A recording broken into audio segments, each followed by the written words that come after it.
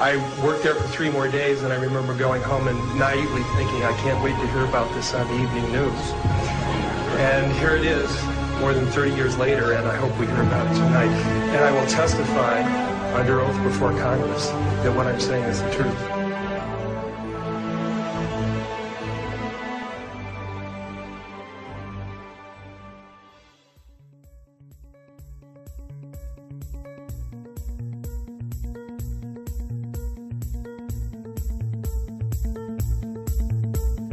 Talk about our common responsibilities in the face of a common danger. The events of recent weeks may have helped to illuminate that challenge for some, but the dimensions of its threat have loomed large on the horizon for many years.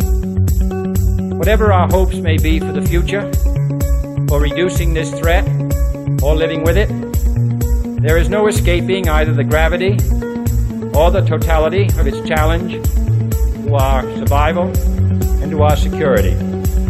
A challenge that confronts us in unaccustomed ways in every sphere of human activity. The very word secrecy is repugnant in a free and open society, and we are, as a people, inherently and historically opposed to secret societies, to secret oaths, and to secret proceedings.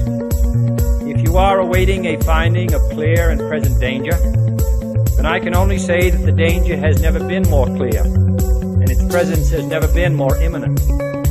For we are opposed around the world by a monolithic and ruthless conspiracy that relies primarily on covert means for expanding its sphere of influence, on infiltration instead of invasion, on subversion instead of elections, on intimidation instead of free choice, on guerrillas by night instead of armies by day.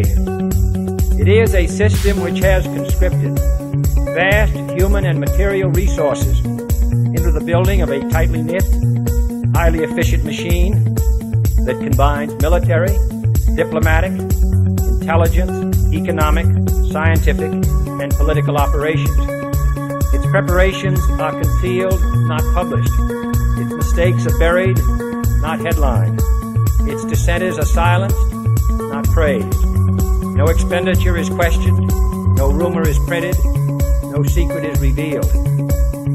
No president should fear public scrutiny of his program, for from that scrutiny comes understanding, and from that understanding comes support or opposition, and both are necessary. For as a wise man once said, an error doesn't become a mistake until you refuse to correct it.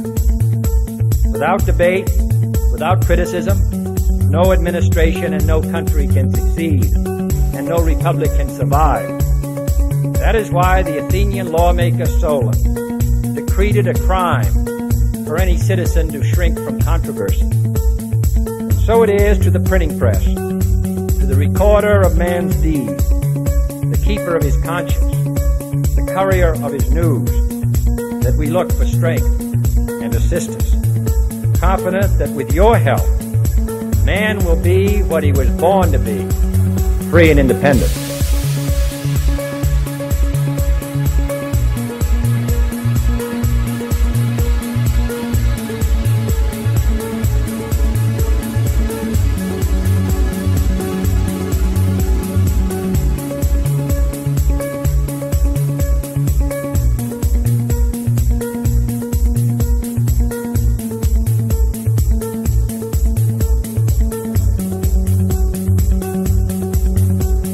Councils of government, we must guard against the acquisition of unwarranted influence, whether sought or unsought, by the military-industrial complex.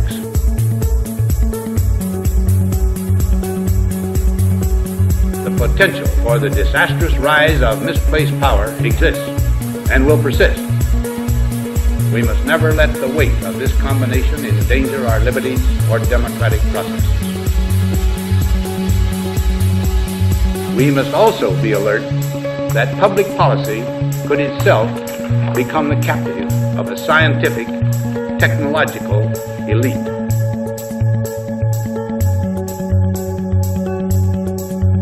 It is the task of statesmanship to mold, to balance, and to integrate these and other forces, new and old, within the principles of our democratic system, ever aiming toward the supreme goals of our free society.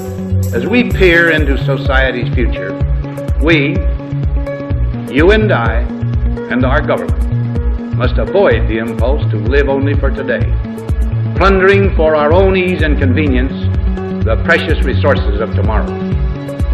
We cannot mortgage the material assets of our grandchildren without risking the loss also of their political and spiritual heritage.